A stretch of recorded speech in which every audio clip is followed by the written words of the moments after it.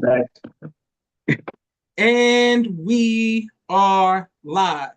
I want to thank everyone for tuning in to a very special edition of Off the Record on the People's Podcast this evening. We have a magnificent guest with us tonight, one who is going to give us amazing information as well as inspiration, and that is none other than the activist, mentor, um, intellectual genius, brother, and so much more. But he's a friend of the family and someone who I love and admire. He's a staple in the community. He's an educator, a member of Alpha Phi Alpha. Man, just so much, so many accomplishments. None other than Dr. Henry M. Carter. Assalamu alaikum, sir. Walaikum salam, dear brother. Thank you for having me on the People's Podcast. Yes, sir. The honor is mine. And on behalf of myself, my family, and the viewing audience of the People's Podcast, we thank you for taking time out of your busy schedule to come have a conversation with us. The first question we have for you today, sir, is, but tonight we want to get right into it. I want to thank you in front of everyone for taking the reason I graduated college 2 weeks ago, Georgia Gwinnett College, history education. It would have never took place if it was not for Dr. Henry M. Carter driving me an hour away from Atlanta to visit the campus, to see the dorm rooms, to meet the professors, to meet everyone and get me acclimated on that campus. He for years he's helped many FOY, junior FOY who grew into manhood. But personally for me, Dr. Carter is one of my mentors, and when you came to my graduation, that meant so much to me, sir. So we thank Allah for you, sir. I just want to make sure we put that on the record. We thank Allah for you very much and love you and your family, sir. Love you too, brother. It was an honor to be there to see you reach the finish line. You know, many people start on a journey, but they don't finish. And so we are taught that if it had been a short journey and a near gain, then everybody could do it. But because the journey is a long one that requires resilience and patience, and you had all of that and more, you were able to cross that. And for your viewing audience, if I'm correct, you are the first male on your father's side to receive a college degree. That's a And so fact. now you are a history maker in your own family, brother. So congratulations to you, most definitely. Thank you very much, sir. And thank you to everyone who's watching all around the world. The first question that we have for you, we got so many questions, but the first question we have is, when did you first hear the teachings of the Most Honorable Elijah Muhammad? Well, you know, brother, it's kind of interesting. I grew up part of my life in Chicago.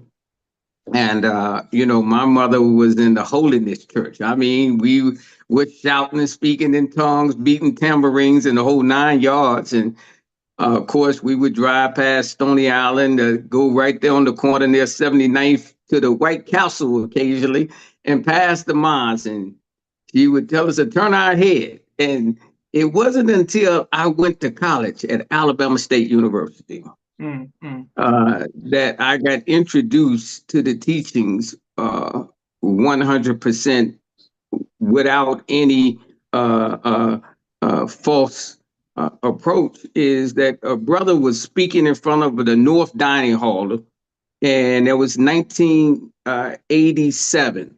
And he said that what kind of man would rape our women and kill our children? And he said that man is evil. That man is a devil.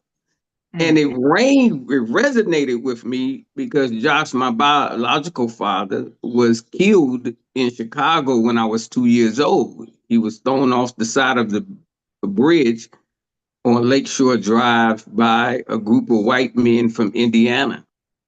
And so when I heard that, it kind of resonated with me because I said, what kind of men would do this to my father? That's the question I had all my life. And that day that brother said that in front of that North Dining Hall at Alabama State University resonated with me. And that began my journey.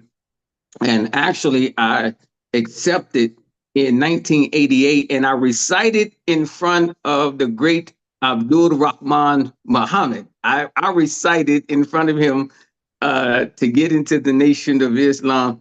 And so it was just a momentous year for me in 1988. Beautiful. Go ahead, Dr. Carter. And may Allah be pleased with your father and, of course, your mother. May we know your parents' name, sir? My father, I'm named after my father, one of them old names, but Henry. His name was Henry. And my mother name was Bernice. And so I am the product of two Alabamians who didn't meet each other until they was in Chicago. Beautiful. May Allah bless the womb of your mother, sir, and thank Allah for the blessed seed of your father. As long as we had the honor of knowing you, I never knew that happened to your dad. I didn't Yes, know, bro. sir. Yes, sir. And thank you to everyone who was watching. People were saying glorious and beautiful. Thank you all very much. Okay, so you recite to Minister Abdul Rahman. What was the climate like in Atlanta during that time period?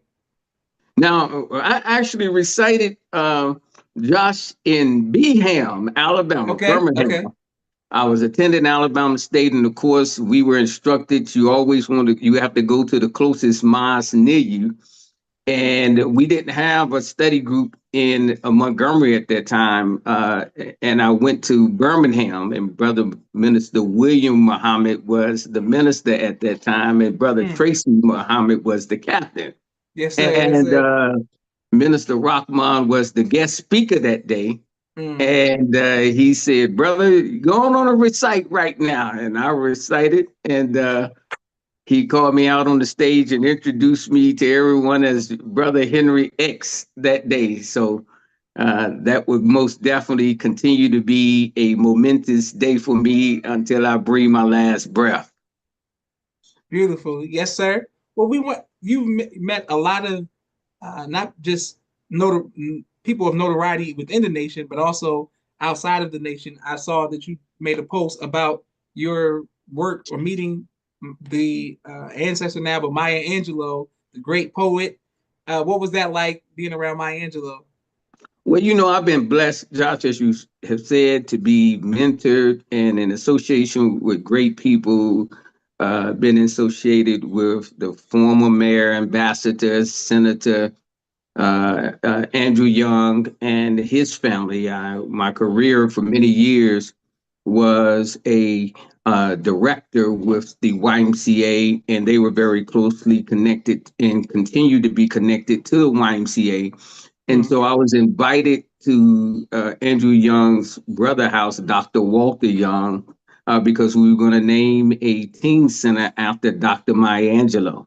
And so Hmm. we were invited to go to lunch at Dr. Walter Young's house. And while I was there, Maya Angelou, she looked over to me, and at this time, of course, I had been blessed with the name Muhammad, and she said, in her Maya Angelou voice, "Brother Muhammad, what is the one of my favorite poems you like?" I said, "While the caged bird sings." Hmm. And she stood up and recited While the Caged Bird Sings for me. And then she said, "I want to give you something." And I said, "Yes, ma'am." And she took out a poem out of her bag and signed it for me. And she said, "I just don't want to sign it for you, but I want to write your wife's name down too." And so she wrote down Henry and Sharonda Muhammad. And I have an autographed poem by the Dr. Maya Angelou right here in my home. Beautiful, beautiful. That's great. And Walaikum Salam, Sister Naima. Thank you to everyone else who was watching. Brother Kente, Brother Musa, Sister Hope, Sister Auntie, Brother Duke, everyone who always shows love. Thank you, Sister Naima. Boom. Okay. Our next question is, sir, you post a lot of throwback pictures as well as current pictures. There was a picture of you at the Million Man March. How was that event and how did it personally impact you? Well, brother Josh, for me and at over 2 million men and some women who showed up, it was a spiritual event. At that time, I was serving as the minister in Columbus, Georgia.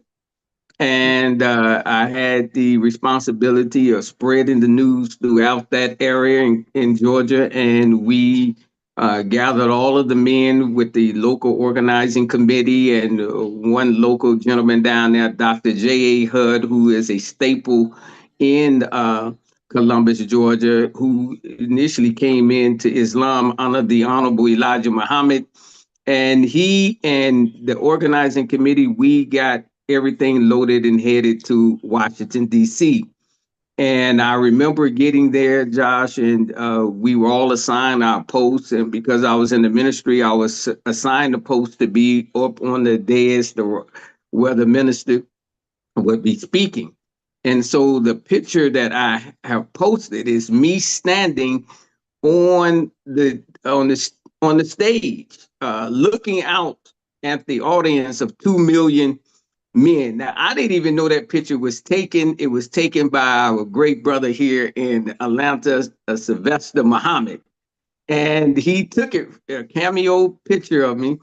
And it wasn't until like 5 or 6 years after the Million Man March, after he dug into the boxes of all of his pictures, he said, "Brother, I got a picture for you." And it was me standing on that stage. And brother, I have had that picture since, painted as a portrait.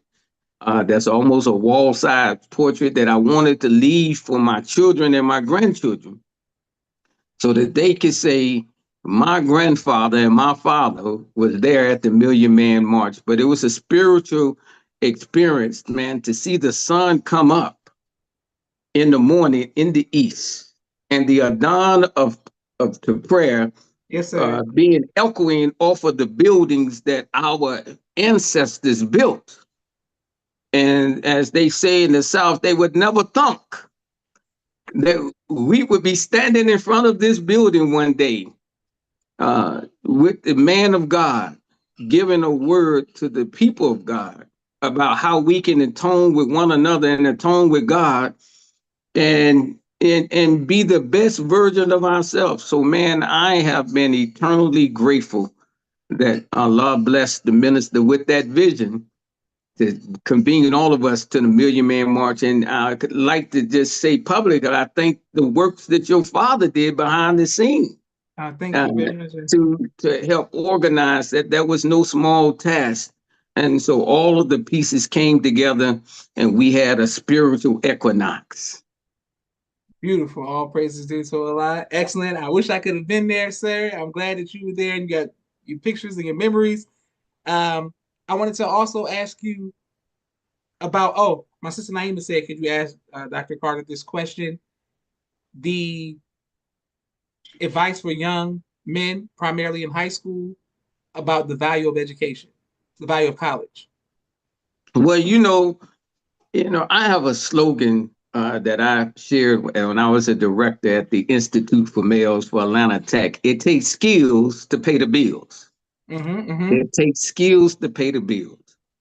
And we have to properly position ourselves for positions awaiting us.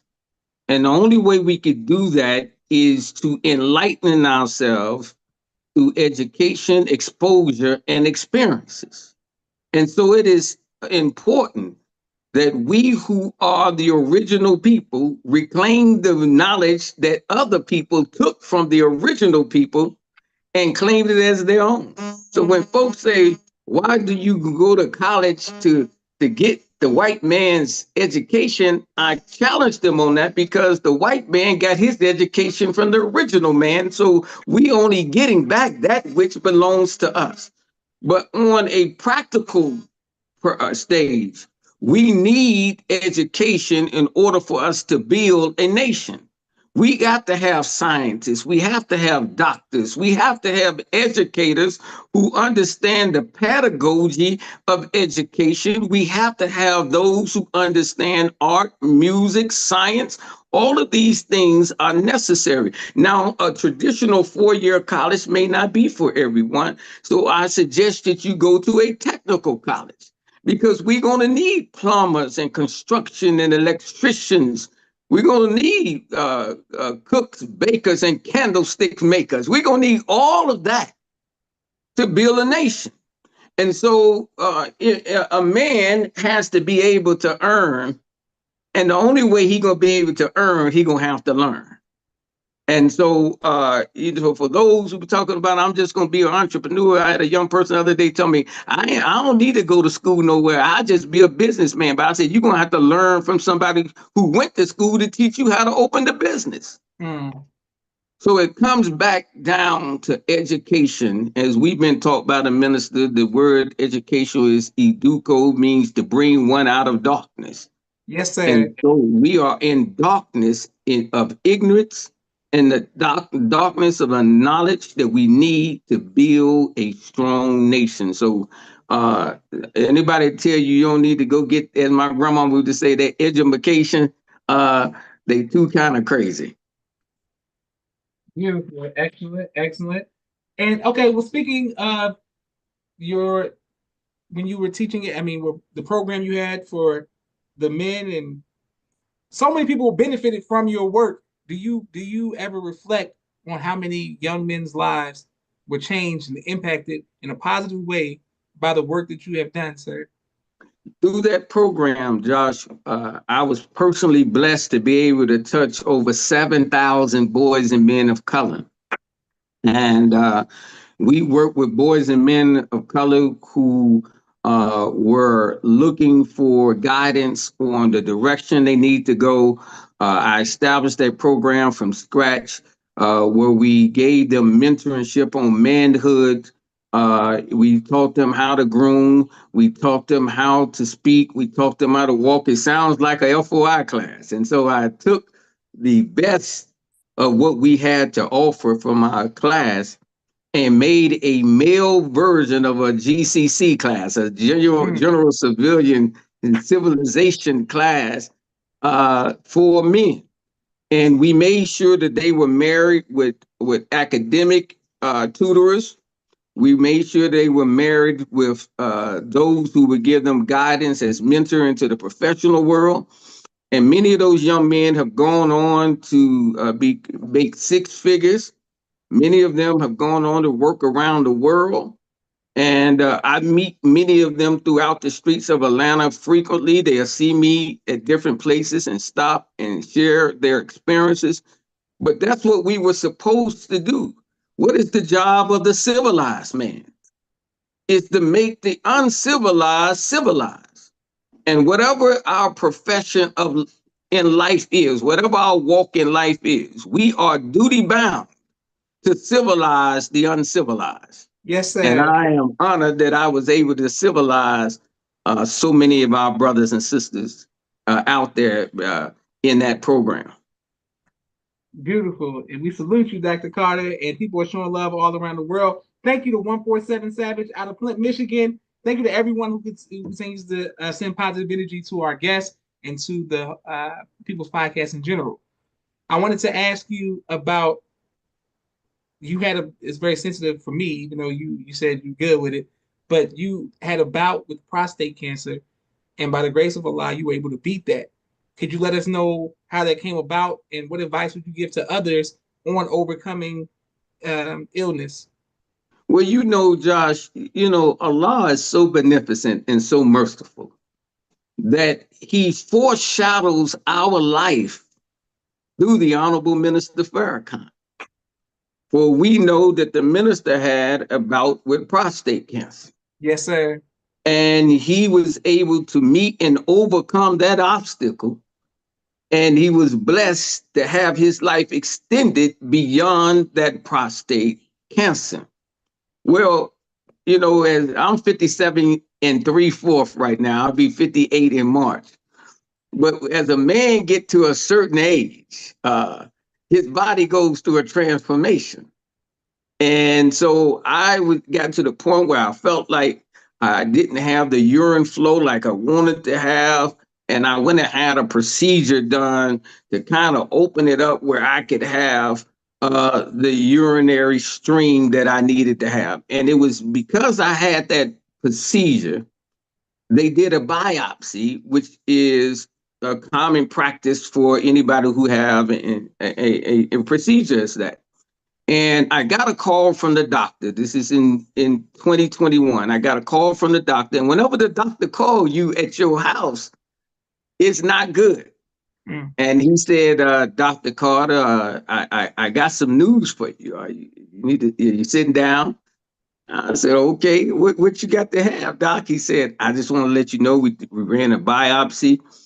It came back, you have prostate cancer. And, nobody wants to hear the C word, because when you hear that, your mind immediately go to the worst case scenario. And so it's like when people say your life flashed before your eyes, I started to immediately think, man, I may not be here. And so that was in July of 2021. He said, let's see how this thing progresses. We're going to take another biopsy in November of 2021 to see what's happening. And unfortunately, Josh, in Black men, prostate cancer is very aggressive. It grows very quickly in Black men. So my prostate cancer was increasing from July to November. And he said, let's wait and see. I said, what we gonna wait and see? For me to go to the upper room? We ain't gonna wait and see. I said, we gonna remove this thing out of me. And so he scheduled a prostate cancer removal for July of 2022. And they were able to go in there. It was a very invasive thing. I mean, they stick you with rods, and they had 7 rods put inside of me and pull the prostate out. And in every 3 months, I have to go and get my cancer levels checked, and I've been cancer free. And, I thank Allah for me having the mindset to get the initial procedure for them to do the biopsy. What many Black men need to know, the physical examination of checking your prostate and the PSA, where they check your blood, is not sufficient enough. You need to demand a biopsy. Now, they're going to try to push back and say you don't need a biopsy. But the physiological make of a Black man is different from Europeans.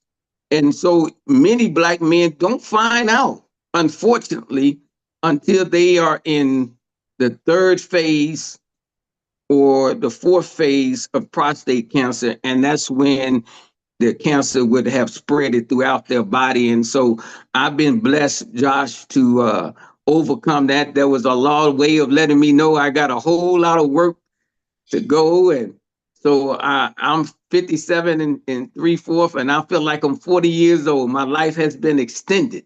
Beautiful.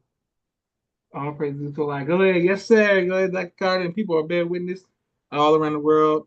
RN says, teach the teachings, all truth. Excellent. Okay, yes, sir. So I'm encouraging and imploring that, all of us, we got to get prostate checks and got to make it happen. I want to be here, and thank you. And I'm grateful that you are still with us, sir. And yes, sir. And okay, but the follow-up question is, what made you be so open about it through your journey on Facebook? Because like you were just telling people like this is what I'm dealing with, this is what I'm going through. What made you so open about it? Well, I think that our test is our testimony, and that Allah wants us to enlighten our people. We are supposed to be the light of the world, and we have to let our light shine. And we have to save as many people as possible. And I think we go through things so that we can have an intimate understanding what other people are going through. And so I believe that Allah wanted me to be transparent. Men, we don't have the conversations that we need that save each other's lives. We feel ashamed. We feel that it impedes upon our manhood if we are not 100% physically fit. And so we live in silent desperation because we don't hold those legitimate conversations with one another. And so I said, I'm going to have an open, transparent conversation. And I tell you, Josh, so many men instant message me as a result of me being transparent. and have been encouraged to go out and get their prostate changed and checked. And there's a whole journey that comes after your prostate procedure that I share with men, because it's a psychological toll on your mind after the prostate cancer, and made me to have an even greater appreciation of the Honorable Minister Louis Farrakhan, because now we are brothers in the same struggle of prostate cancer survivors. Now I understand clearly how strong that man is spiritually to continue to lead the nation after he had his prostate cancer surgery and was up on his feet months later. And I took that same thing, just I mean, I don't like sitting around, and it was like a month or so after my prostate cancer, I was trying to open up my restaurant. And and you know, but it was just the example of the ministers standing up and facing adversity that gave me the wind beneath my wings to stand up and overcome those adversities of prostate cancer. So that's why I had to be transparent, because our leader, teacher, and God was transparent with us. Beautiful. Go ahead, teach, Brother Minister. Yes, sir. Go ahead, Dr. Carter, you teaching. And people are bearing witness. As his name says, all praises to Allah. Thank you for your transparency. And people are saying, you know, thumbs up, fire emojis, and all that good stuff. All right. My next question is, what has been your greatest joy in your life journey, sir? My greatest joy in my life, Josh, is so many joys. Is that, you know, as the poem say, life for me ain't been no crystal stairs. Uh, as I shared, I grew up part of my life in Chicago, and my mother had a bout with prescription drug addiction, and she had a bout with some mental illness. And when I was 14 years old, she reached a tipping point where, by the grace of Allah, I woke up in the middle of the night to a smoke-filled house, and the front door open. And my mother had really lost all consciousness of who she was, and was cooking and almost set the house on fire. And they committed my mother to a mental institution. And I remember seeing her there. And at that time, and this is a little comical through this sadness, but at that time, Happy Days was on television, the Fonz, you know. And I'm at this place where my mother locked up, and this man around there thinking he the Fonz and all that. I mean, it was just, brother, it was crazy. But we were able to survive off of limited food and all of that. And what made me begin to understand my greatest joy is that I had a God-centered mindset even back then. I had a strong faith that this too shall pass. And we were brought down to Alabama my last year and a half of high school. And my mother was able to get her life back in order. And unfortunately, life happened. She had diabetes that was out of control, and she died when I was 22 from a diabetic coma. But before she died, she had an opportunity to see my first child, because I had my first son when I was 20. And that was one of my first joy, is to be able to allow my mother to see one of her grandchildren. The second joy was for me to finish college. It's because when my mother was having her mental illness episodes, one day she woke us up at 2 o'clock in the morning, me and my siblings, and called us to her bedroom. And she said, Josh, she said, I had a vision of you. And she was pointing to me. And she said, I saw you speaking in front of an audience. I couldn't hear exactly what they said, but I heard them say, Dr. Carter is coming to the stage. Mm, mm, mm.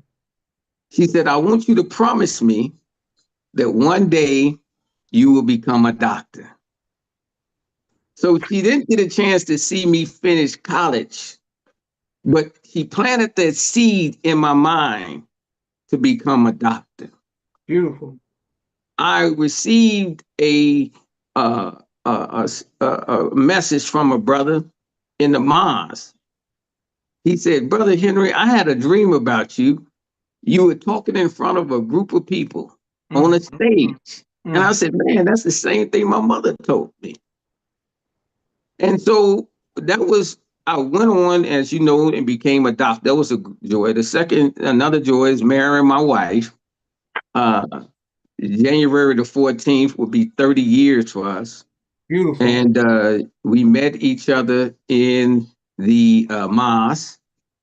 I was serving in the ministry with Minister Van Muhammad as the assistant minister.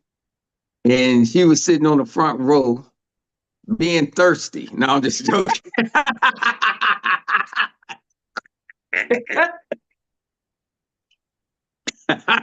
I'm joking. I always change the narrative on that story. But Yes, sir.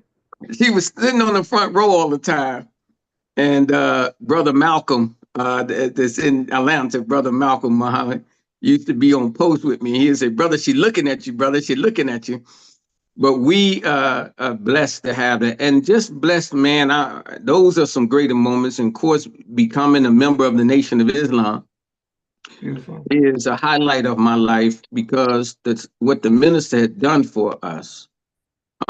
We can never pay him back. And as the minister teaches us, if all the lakes were ink Yes, and sir. all the trees were pens, we can never write enough thank you letters to Allah for giving us the Honorable Minister Louis Farrakhan. We can never thank Allah enough. And so those are some highlights in my life, brother. And being a servant and helping the least, the lost, and the left out, man, is a constant highlight in my life. Beautiful. Yes, sir. And people are bear witness all around the world. Sister Miriam says, ASA family, alaikum salam, Mimi. And thank you to everybody who's watching. Okay, Dr. Carter, a lot of mothers, well, primarily mothers, are having issues with their male sons. Guidance, advice, mentorship. Can they reach out to you to give let you speak to you about what advice? Because what you've done for me is invaluable. But there are people virtually may live in different cities and say, "Can you help advise my son where he should go to college, what trade school, what technical school? Like how can they? Where can people reach out to you, sir?" Well, they can reach out to me through Dr. H.M. Carter at Yahoo. That's Dr. H.M. Carter at Yahoo. And just put in there mentorship in the message line. And we will most definitely talk about how can we put a game plan. I think people need to have a game plan for their life, a blueprint for success in their life. So many people, unfortunately, don't understand the importance of plan, do, and review.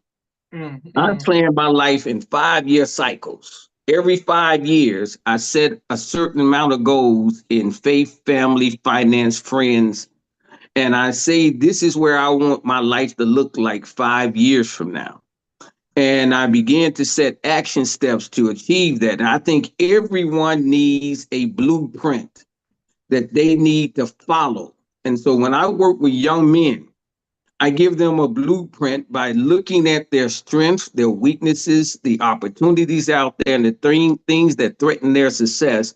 And I wrap that with the spiritual essence of the teachings. And I help them to stay encouraged and empowered by us having constant conversations where we are taught men sharpen men, that steel sharpens steel, and we have to constantly sharpen one another. And single mothers have the awesome job when the father is not there to be the example for their young men.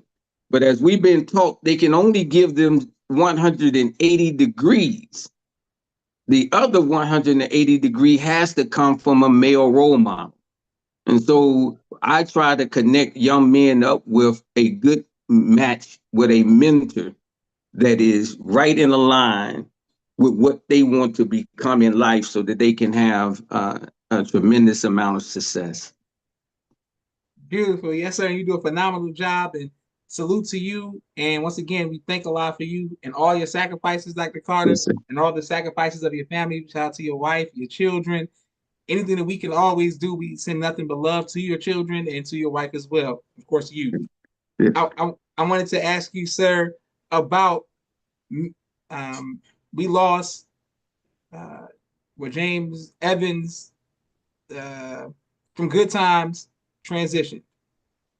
I know how important he was as a symbol to you. He was in your office all the time, and you always talk about Good Times and always talk about the great actor James Avery, who played in Coming to America, Die Hard, Roots, so many other things. But you primarily talked about him being James Evans. Uh, why is he so important to you? Well, as I shared, my father was killed when I was 2, so I didn't have a father figure to be there.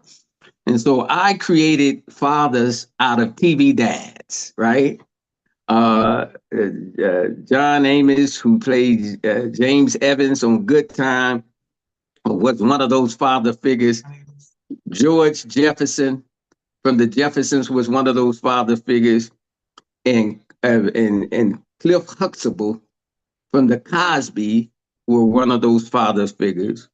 And I amalgamated all 3 of those personalities because James Evans was a man who was staying with his family, even though money wasn't there. A lot of men use the excuse that I don't have money or I don't have skills or a job, so I'm going to leave my family. No, James Evans stayed there with his family. He defended his family against the enemy within and the enemy without. And I admired that strength of him. I admired George Jefferson because he was a black man who spoke truth to power. But he also had an entrepreneurial spirit where he built himself from nothing to owning a multi-franchise of cleaners and moved to the east side of town. And and then Cliff Huxtable was the erudite, educated, sophisticated part of me. And then when you bring in the Honorable Minister Farrakhan being our spiritual father, brother, I couldn't help but to become a good father and a good husband. And I brought that to my family.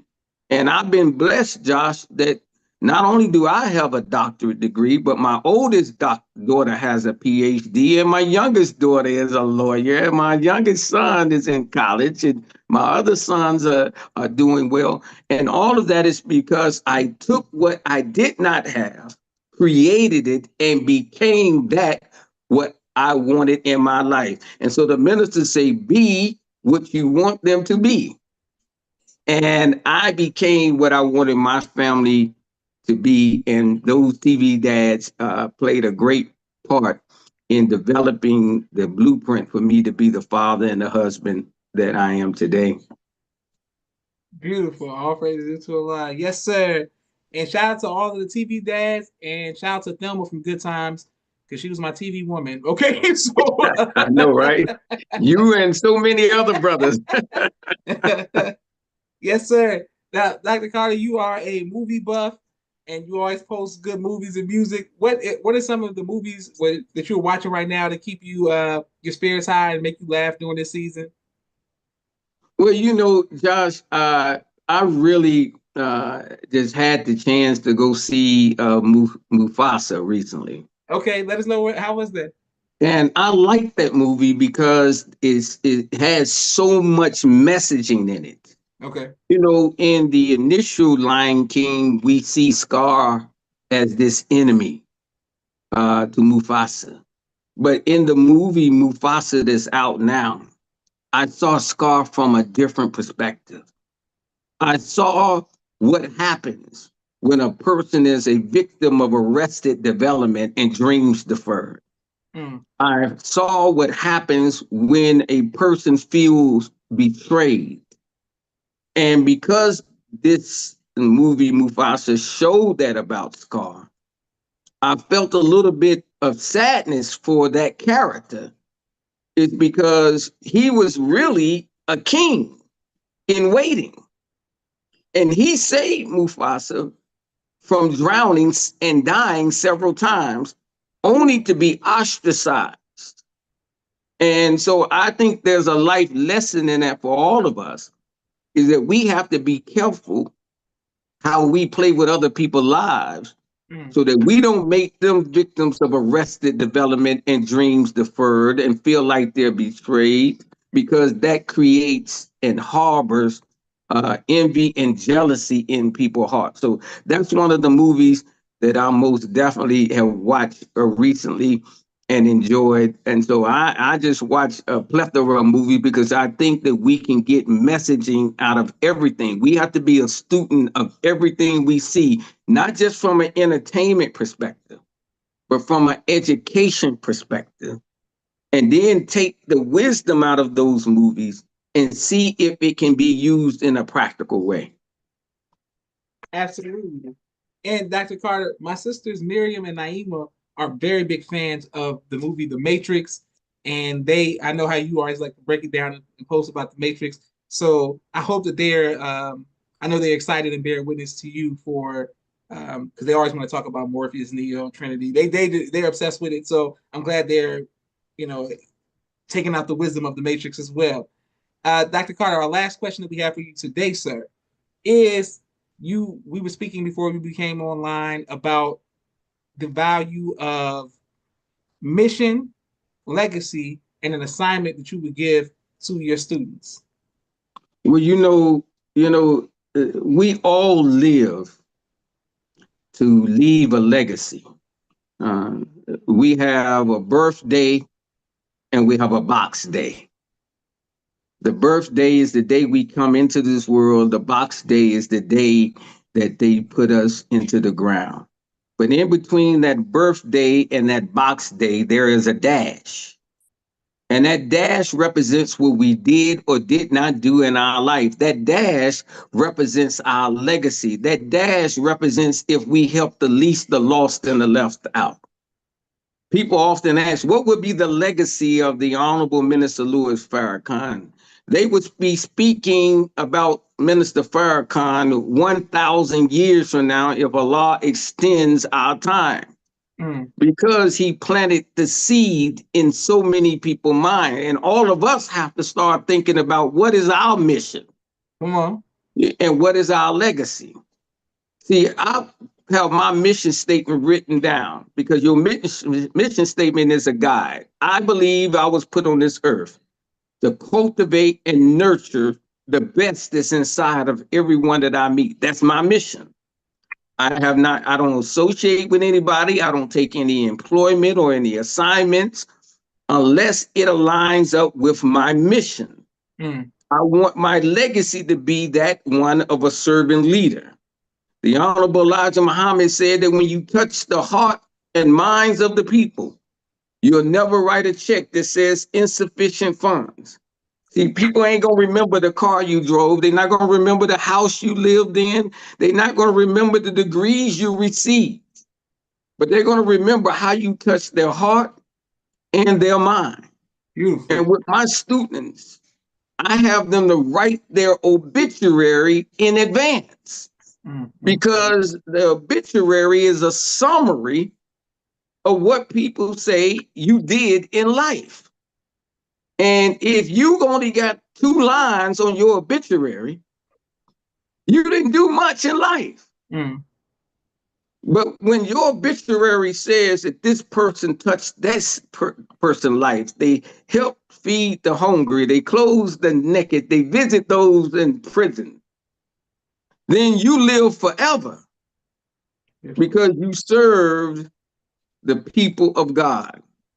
And so that's what we have to be conscious of. What is our legacy? Because we're living to leave a legacy for our children's children. My grandfather, Josh, and I'll leave you with this, the late Reverend B.C. Carter Jr. Yes, sir. Believe it or not, I come from 200 years of preachers. And go all the way back to slavery. Mm. But my grandfather had a 4th grade education. But when he passed away, he was the pastor of 4 churches and owned 17 homes and taught all of his children how to be construction workers. I said that was his legacy he left to us. He left the legacy of education, entrepreneurship, and spiritual development. And because he left that legacy, it led me on the path to be in an encounter with the Honorable Minister Louis Farrakhan. Mm. So we have to leave a legacy behind for our children's children, our nieces and our nephews, so that we will be remembered favorably with history. And so that's what I encourage everyone is to make sure that your mission and your legacy is intact. Beautiful. You teaching Dr. Carter, and people are bearing witness. Love for Self said, I needed to hear this today. Thank you. You're welcome, Love for Self. And I'm glad that Dr. Carter's words touched your heart and will touch the hearts of many once we finish uploading this to YouTube. I just want to salute you, sir, and let you know that of course, you, like you said, over 7,000 people in the program and touch so many people's lives. But if and when I get married, Dr. Carter will be one of the groomsmen if he accepts. He's a mentor to me and somebody who's very special in my life. And if y'all knew, my sister Naima knows, her and my cousin Rashida, I was on the phone with them. I was panicking about what my next move was in life, making a pivot. I had to pivot. And when I started panicking, I didn't know what I was going to do. The Naima was trying to talk me off the ledge. Don't do this. Don't go here. You have to be so extreme. I'm moving. I'm going across 2 states over. I don't know what's going to happen. And I reached out to Dr. Carter and I said, sir, I don't know what I'm going to do next. And without hesitation, you said, come to your office, and you put me in your nice car, and we're driving to Clayton State first. And then he was like, if you don't like it here, we'll go away from Clayton State all the way an hour away in the car, giving me motivation, helping me keep my spirit up, because people don't know how important the word of God is when you need it from somebody, and having a big brother and an uncle. And it was Dr. Carter who helped bring me off the ledge of despair and says, here's Georgia Gwinnett College. Here's you go here in 4 years and you get your master's and then you get your doctorate and you go. And I really needed that at that time because I was panicking. And I thank Allah for you very much. And my family, they know I speak so highly about you, because I pray I can be what you were to me and to others. I pray that I can do the same for other young men in the future, inshallah. And love you, Dr. Carter. And I'm so love glad you too, dear brother. You beat prostate cancer and still making jokes on social media, still teaching on Facebook. So that's a beautiful thing. Yes, sir. Everybody show love in the comments. This is Joshua Leonard Muhammad signing off of the People's Podcast. Assalamu alaikum, sir. Wa alaikum salam. Thank you all for watching.